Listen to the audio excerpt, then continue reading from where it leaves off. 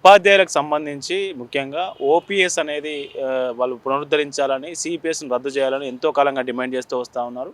Congress party కూడా గత ప్రభుత్వం చేయలేదు కాబట్టి కాంగ్రెస్ పార్టీ ఎన్నికల మేనిఫెస్టోలో పెట్టింది. ఈ అంశం మీద పార్టీ అధికారంలోకి వచ్చి 20 నెలలు దాటినా కూడా ఈ అంశం ముందుకు కదలట్లేదు అనే మీద ఉపాధ్యాయులు ఆందోళన కొనసాగుతూ ఉన్నది. ఈ ఓపీఎస్ సంబంధించి ఎందుకు వీళ్ళకి ఇబ్బంది పడతా ఉన్నారు, ఎందుకు ఇట్లాంటి వాళ్ళు ఆందోళన వ్యక్తం అవుతుంది అనేది మనం ఉపాధ్యాయులతో తెలుసుకునే ప్రయత్నం చేద్దాం. ఈ అంశంపై మనతో పాటు మాట్లాడడానికి టిగారియా జనరల్ సెక్రటరీ గణేష్ గారు మనతో పాటు ఉన్నారు. సార్ నమస్తే అండి. నమస్కారం అండి. ఏంటి సార్ ఈ సిపిఎస్ రద్దు అంశం మనకు మేనిఫెస్టోలో పెట్టింది కాంగ్రెస్ పార్టీ, ఇప్పటివరకు 20 నెలలు దాటింది, ఇప్పటివరకు చేస్తలేదు, ఏమంటారు? నా పేరు గణేష్, నేను సోషల్ వెల్ఫేర్ దాంట్లో టిగార్ అసోసియేషన్ జనరల్ సెక్రటరీగా చేస్తున్నాను.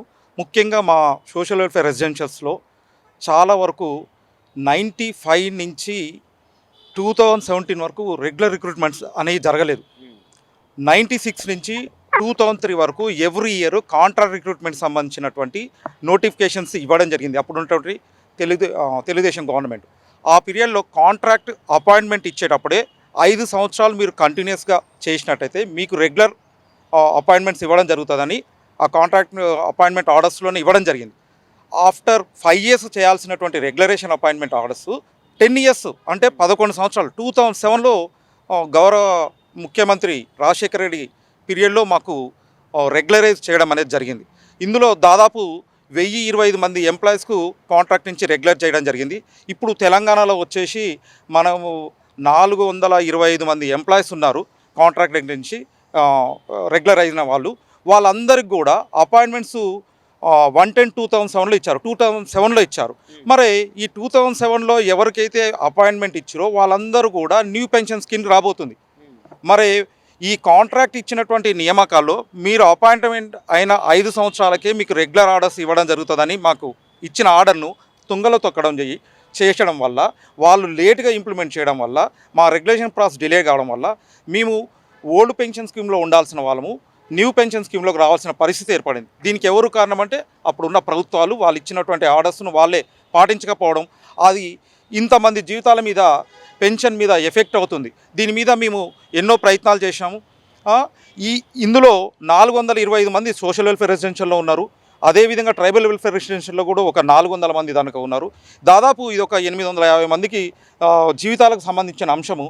దీని మీద హైకోర్టులో మన ఏపీ హైకోర్టు కూడా వీళ్ళ యొక్క initial date of appointment contract పీరియడ్ను కౌంట్లోకి తీసుకొని వాళ్ళందరికీ అక్కడి నుంచి రావాల్సిన ఇంక్రిమెంట్లు ఇస్తూ వాళ్ళందరికీ కూడా ఓల్డ్ పెన్షన్ ఇవ్వాలని సింగిల్ బెంచ్ ఉత్తర్వులు ఇవ్వడం జరిగింది. అటు ఆంధ్రప్రదేశ్ హైకోర్టు ఇవ్వడం జరిగింది. ఇదే విధంగా మన తెలంగాణ హైకోర్టు కూడా ఇంప్లిమెంట్ చేయాలని చెప్పేసి హైకోర్టు ఇచ్చింది. ఆ హైకోర్టు ఆర్డర్స్ వచ్చినా కానీ గవర్నమెంట్ అప్పీల్కి వెళ్ళింది, అది డివిజన్ బెంచ్లో ఉన్నది.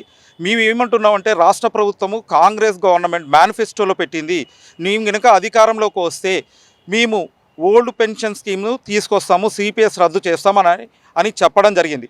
అదేవిధంగా 2022 ఎలక్షన్స్ తర్వాత 4 రాష్ట్రాలు ఛత్తీస్గఢ్, పంజాబ్, రాజస్థాన్, అదేవిధంగా హిమాచల్ ప్రదేశ్లో అక్కడ ఉన్నటువంటి సిపిఎస్ పెన్షన్ విధానాన్ని రద్దు చేసి ఓల్డ్ పెన్షన్ స్కీమ్ని ఇంప్లిమెంట్ చేశారు అక్కడున్న ప్రభుత్వాలు. ఇప్పుడు ప్రజెంట్ ఏదైతే మాట ఇచ్చిందో కాంగ్రెస్ గవర్నమెంటు ఉద్యోగస్తులకు మేము సిపిఎస్ను రద్దు చేసి ఓల్డ్ పెన్షన్ స్కీమ్ తెస్తా అని చెప్పారు. కాబట్టి ఆ మాట నిలబెట్టుకోవాలని ప్రతి ఒక్క ఉపాధ్యాయులు ఉద్యోగ వర్గం ఎదురు చూస్తూ ఉన్నది. కాంగ్రెస్ గవర్నమెంట్ ఆ తీపి కబురు ఎప్పుడు చెప్తాదని.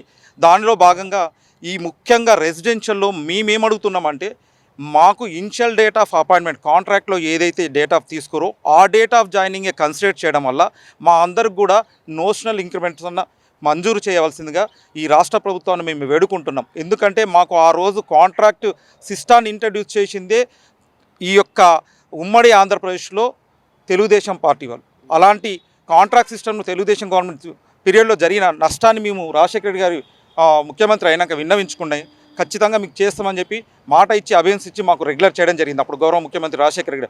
వారి వల్లనే మేము ఇవాళ రెగ్యులర్ కాబడ్డాం. ఇప్పుడు మాలో ఉన్న ఒక ఆశ ఏంటంటే ఆ రోజు మాకు రెగ్యులరేషన్కు కాంగ్రెస్ గవర్నమెంట్ కృషి చేసింది. ఆ కృతజ్ఞత మేము అందరం కూడా ఎలక్షన్స్లో చాలామంది ఎంప్లాయీస్ అంతా కూడా కాంగ్రెస్ గవర్నమెంట్ ఓటు వేయడం జరిగింది. ఏదైతే సిపిఎస్ సిస్టాన్ని రద్దు చేస్తారనే నమ్మకం మాలో కలిగింది. కాబట్టి మేము ఉద్యోగ వర్గం అంతా కూడా చాలామంది పాత system old pension scheme implement చేస్తాను ఆశతోని కాంగ్రెస్ గవర్నమెంట్ గెలిపించుకోవడం జరిగింది. 2 సంవత్సరాలు అవుతుంది. ఈ సిపిఎస్ అనే అంశం తెర మీదకి రావట్లేదు. మైమర్చినట్టు అయిపోయింది గవర్నమెంట్. ఖచ్చితంగా వాళ్ళు ఏదైతే మేనిఫెస్టోలో పెట్టి ఉద్యోగులకు ఏదైతే ఇచ్చిన హామీని నిలబెట్టుకుంటారని మేము ఆశిస్తున్నాం. మా యొక్క గురుకులం సోషల్ వెల్ఫేర్ రెసిడెన్షియల్ అయితుంది. ట్రైబల్ వెల్ఫేర్ రెసిడెన్షియల్లో కాంట్రాక్ట్ నుంచి రెగ్యులర్ అయిన వాళ్ళకి ప్రతి వాళ్ళకి ఏదైతే వివిధ రిక్రూట్మెంట్స్ ఉన్నాయి, కాంట్రాక్ట్ వేరు డేట్స్ ఉన్నాయి, ఇనిషియల్ డేట్ ఆఫ్ అపాయింట్మెంట్ తీసుకున్నట్టయితే వీళ్ళందరూ కూడా 2004 కంటే ముందు ఉన్న ఈ రిక్రూట్మెంట్ నోటిఫికేషన్ వీళ్ళందరూ కూడా ఓల్డ్ పెన్షన్ స్కీమ్కి ఇంప్లిమెంట్ అవుతారు.